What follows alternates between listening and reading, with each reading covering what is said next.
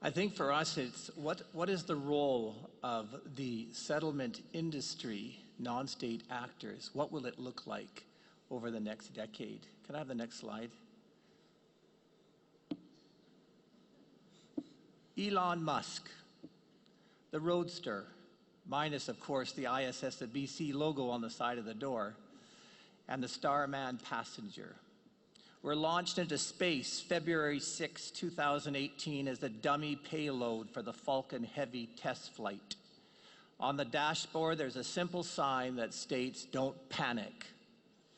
I couldn't help but see the parallels with the settlement industry, and I use that word intentionally, industry.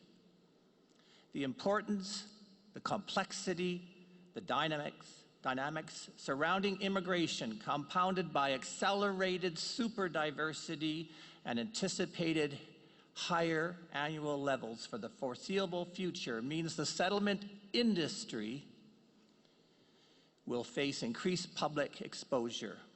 Additionally, as the population continues to age, corporate Canada will be looking for new markets for their product and services that will increasingly focus on newcomer and Indigenous peoples, the two fastest growing cohorts in Canadian society. It's time to recognize our collective value to the migration industry, well beyond our traditional role as contracted service providers. We need to shed the labels of the 1980s and 90s and adopt the language of business. We are a boutique industry, providing innovative services and interventions that are critically needed by newcomers and society. We need to better understand and articulate the value of our brand based on the specialized knowledge we have acquired through our direct work with newcomers. This unique expertise and knowledge will be increased value to both governments and the private sector, something we need to better understand and market to increase our sphere of influence. We need to recognize our intellectual property. We have to understand and market our monetary value of our knowledge. And I will provide a couple of examples in our solution. So the settlement industry of the future must and adapt to technology or be left behind. Our industry faces growing calls for compensation adjustments to remain competitive and increase resources to address issues like commercial lease affordability. Smaller agencies doing great work may not be sustainable. The use and adoption of technology may help to maximize our staffing resources. I'll end it there. Great, thank you, Chris. So Chris, we're going to stay with you because we really want to know where Elon Musk and ISS or BC lands after this slide. So let's focus on solutions. And the question that we all agreed to sort of address is, how are you collaborating with citizens, governments, other civil society organizations, and or the private sector on solutions to better protect migrants? Next slide. No, other way. Thank you. Technology prevents me from showing a 30-second clip here because of the servers being, the file was too large. Who would have thought, oh, no, back. Who would have thought, oh, okay. Who would have thought that we would be giving refugees cell phones as part of the resettlement assistance program, or that we'd be teaching Link online, or using social media to support newcomer settlement process? What about the explosion in the use of webinars for professional development training and even staff meetings? The way we communicate with newcomers will and is changing. Unless the industry adapts, we will lose market share to new providers. So imagine for a moment texting your clients in first language to inform them of an upcoming job fair, or to register for a settlement workshop, or to notify Link students of a cancellation in classes because of poor weather. Imagine being able to respond to a refugee claimant who texts you for help in applying for a work permit or responding to a question about their health benefits.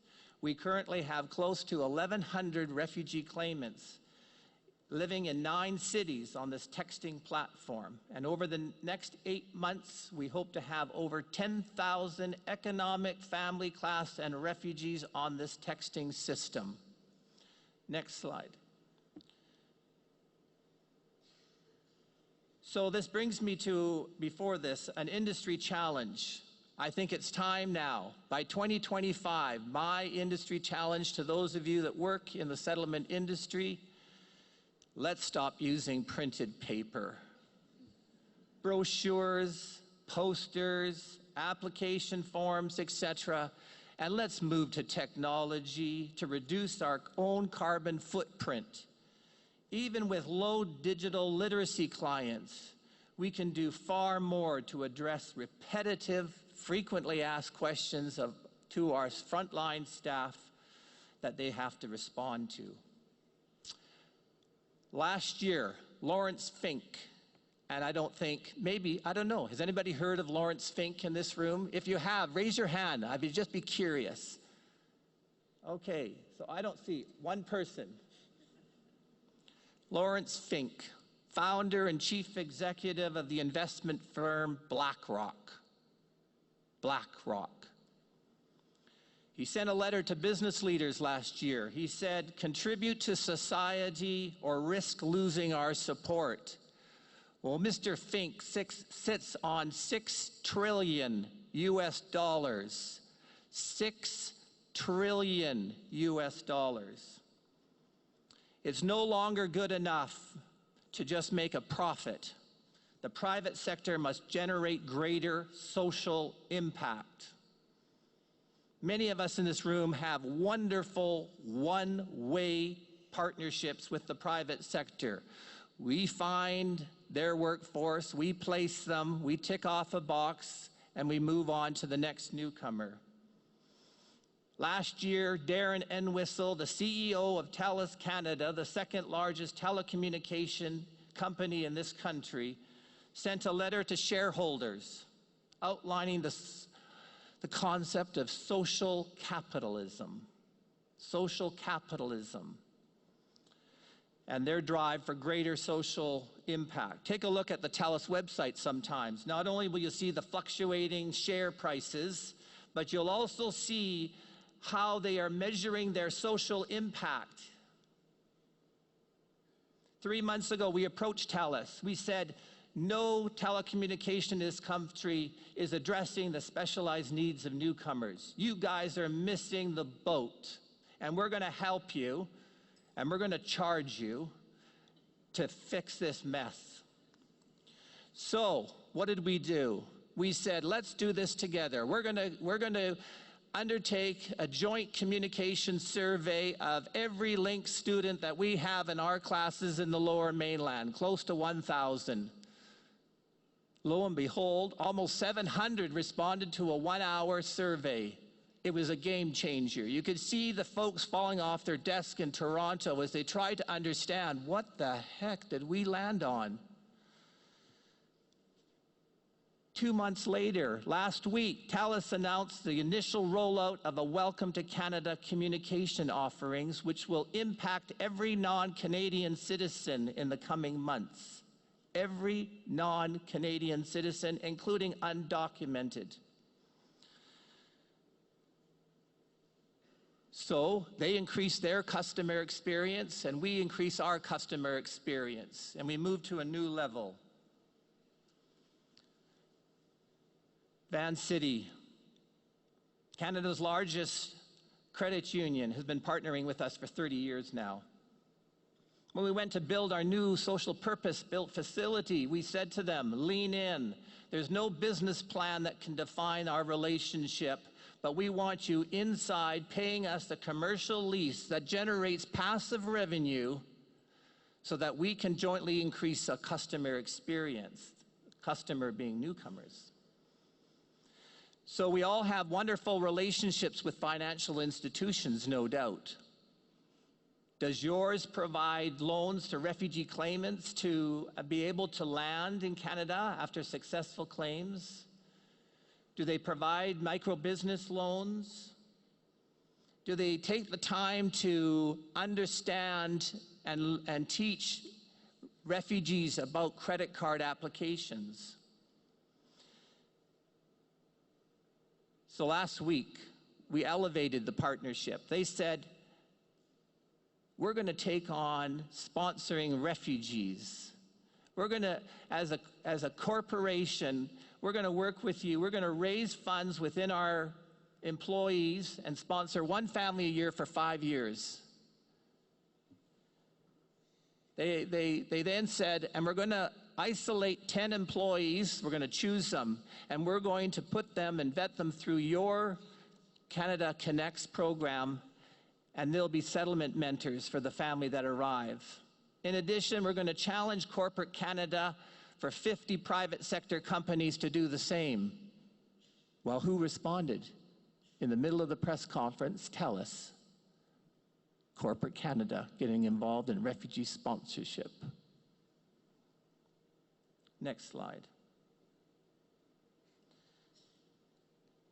The settlement industry continues to struggle on how to define funding attribution. We don't know how many hours a LINC student moves from one CLB level to another.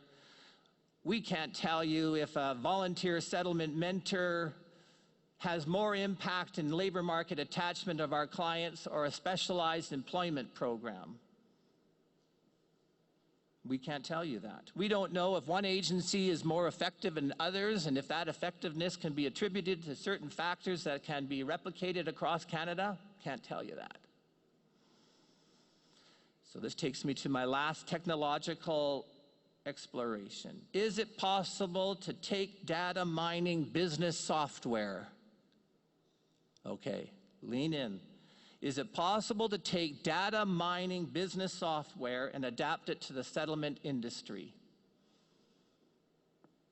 Process Gold, one of 3 of the largest corporations worldwide, has developed specific software in the field of big data, business intelligence, and process mining. Customers use process mining application to unlock the value in business processes through insights from big data analytics and artificial intelligence. Their software visualizes how best-in-class process performance can be achieved faster and more effectively. A subsidiary of Process Gold, Technology and Humanity Incorporated, or THINK, and ISS are leading a pilot to determine if this big data, business intelligence, and process mining application can be adapted and customized for the settlement industry. Beginning as a starting point, perhaps 5 years of iCare Cube data from 2 different industry players. For those of you that recall Pac-Man, the 1980s, my next slide. Can we try and get it to work?